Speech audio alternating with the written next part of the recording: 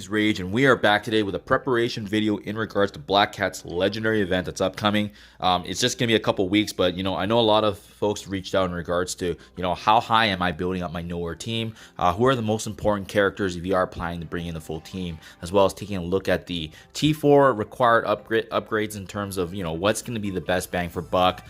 You don't need to upgrade everything all at once, but there are definitely some better abilities, ultimates, and passes that we need to take advantage of, and that's exactly what I'm hoping to showcase for you, as well as kind of the ISO-8s I'm personally using, but we will see. Obviously, there's going to be variation dependent on how your playstyle is, as well as what you prefer in terms of those attempts. Having said that, guys, let's get right to it. So first and foremost, this is my Knowhere roster right now, and as you can see, it's going to be kind of similar to how I built up my Masters of Evil, where 3 characters are going to be playing more of the pivotal role, and then the remainder of the team members are going to be playing that backseat support role, as we just don't need all of them being built up as well, right? So if you guys recall my Masters of Evil team, Mike Kang was heads and shoulders above everybody else.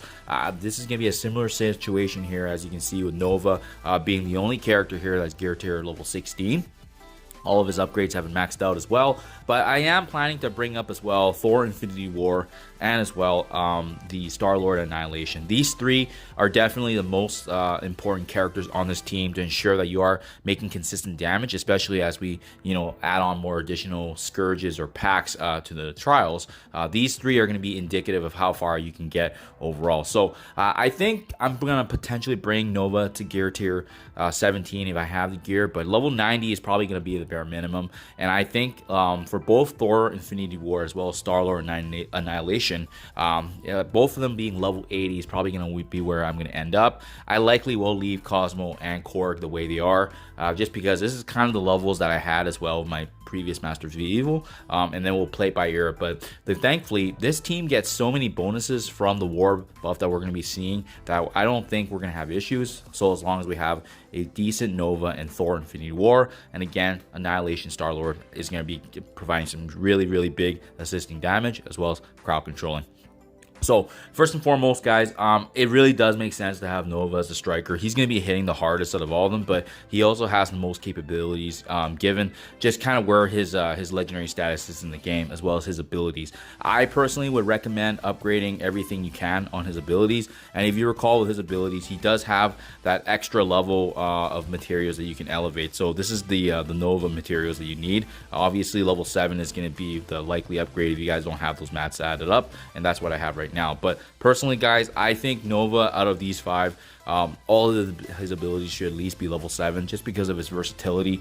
He's going to be your most powerful character on the team, and honestly, the value you're going to be getting if you're bringing him into Dark Dimension 6 as well, it just makes sense to boost him up as high as you can, and him gaining the striker is just going to increase his potency, his damage, and the reason why you want to upgrade most of his abilities is that he is applying trauma and safeguards, and you're not going to be getting that benefit if you cheap out on those materials. So unfortunately, it does cost quite a bit for all these materials upgrades, but each and every one of his abilities is going to make that meaningful difference. So I definitely would prioritize him out of the other 4 before you start making those upgrades.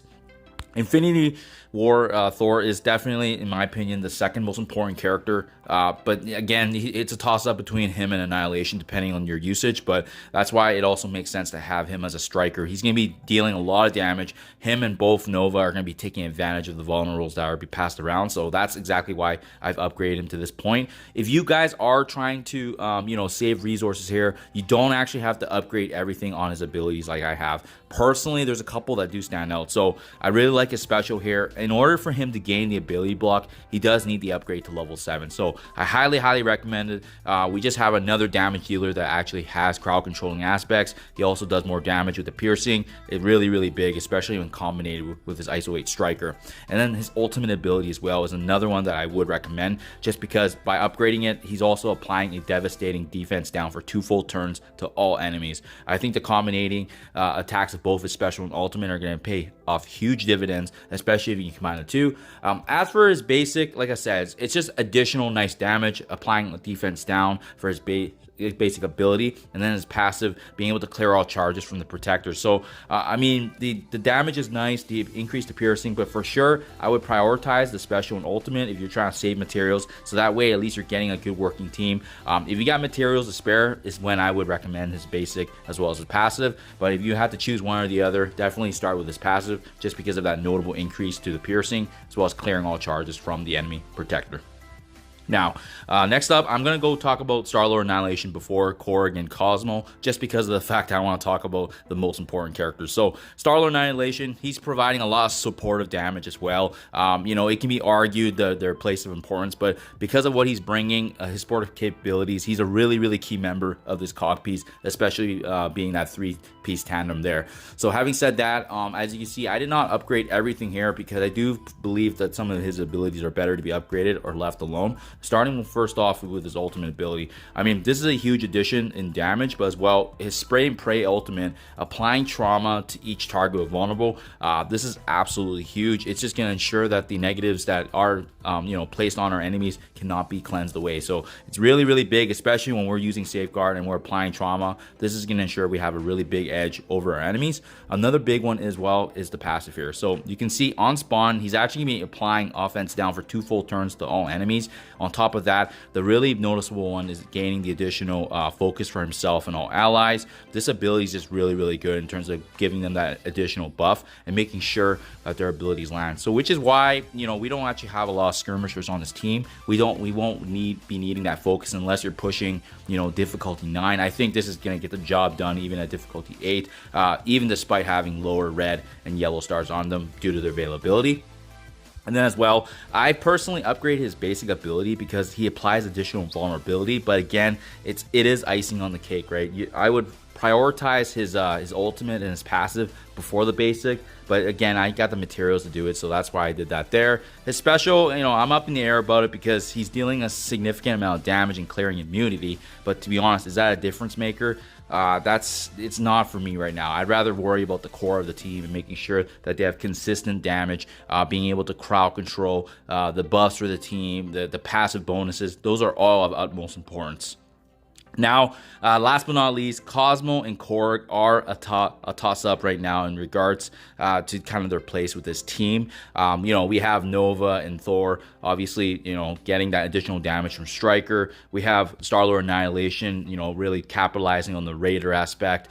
So he's going to be applying vulnerabilities. And then we wrap things up with Cosmo, which in my opinion is seen more of a healer. If you wanted to place more vulnerables, you could potentially switch this to a skirmisher as well. So that way Cosmo is placing more vulnerabilities. But I also had that role here for Cork, so you can interchange. Cork can be a fortifier or a skirmisher, so I decided to just keep Cosmo as a healer, as you know, she's gonna be getting that additional barrier as well from the buffs from the event itself. So you know, she's gonna be sustaining as well. Cork, we know he's gonna die a lot anyways, just giving kind of his kit and synergy. So that's why I wasn't worried about giving him more fortifier. So that's the essence of how the ISO-8s I have kind of locked in. But starting off with Cosmo, guys, if you guys are planning to just again min-max the upgrades respectively, I would recommend first and foremost the ultimate and the passive. So with the ultimate for Cosmo, she's applying safeguard, and the key thing here is generating ability energy, not just for herself but all Knowhere allies. This is going to ensure that they're getting consistent energy as well. It's a good ultimate ability that cleanses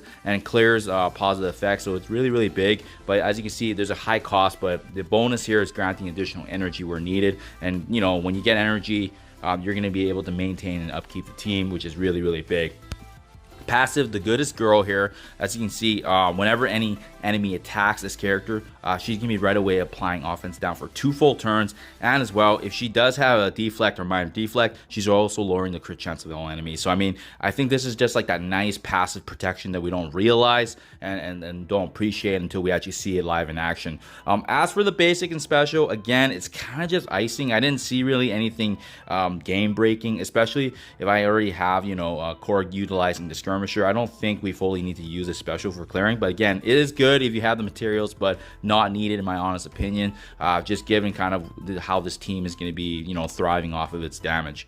And lastly, guys, Cork, you know, like I said, he's really just a punching bag, honestly, on the team. But if there were some upgrades to talk about respectively, I use the skirmish on him, so he's going to be, you know, removing positive buffs as well as being able to place vulnerabilities for both Thor as well as Nova being able to capitalize with their striker. But what I would recommend for T4 upgrades, if you guys do have some T4s to spare, obviously the big one here is the passive. I really like the fact that he's naturally applying defense up for 2 turns and deflect. So this is on spawn, which is really, really big. And as well, the additional 20% per deflect on this character obviously makes him much more tanky. But for sure, the defense up, just in case maybe there's like a huge wave of damage that's coming initially in a wave, he's going to have the team covered there.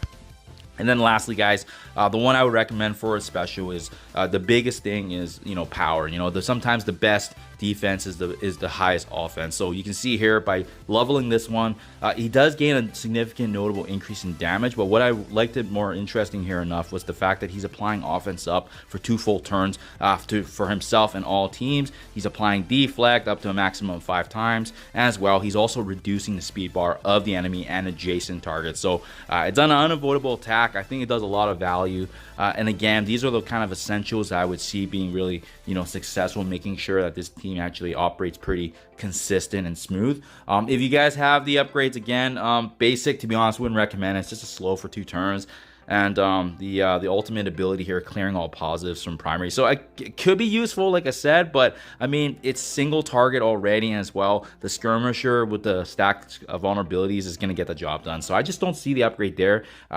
Damage is always nice, obviously, at the end of the day, if you're trying to min-max and push this team as high as possible. But at the end of the day, you know, if you're going for the minimum unlock or, you know, yellow, yeah, the 4 or 5 yellow on Black Cat, obviously, this team is going to be naturally built up, but you can do it in multiple ways. So that's personally what I'm doing, guys. Again, Nova's going to likely be level 90. I'm pushing Thor Infinity War and Star-Lord Annihilation potentially to level 80, level 85, depending on if I see the need for it. But that's my game plan, guys. Good luck in your guys' farming. Let me know what you think if I missed anything, but that's kind of the game plan right now in terms of what I'm seeing in the coming weeks. I'll definitely keep you guys posted. Thank you as always, and I'll catch you guys in the next one.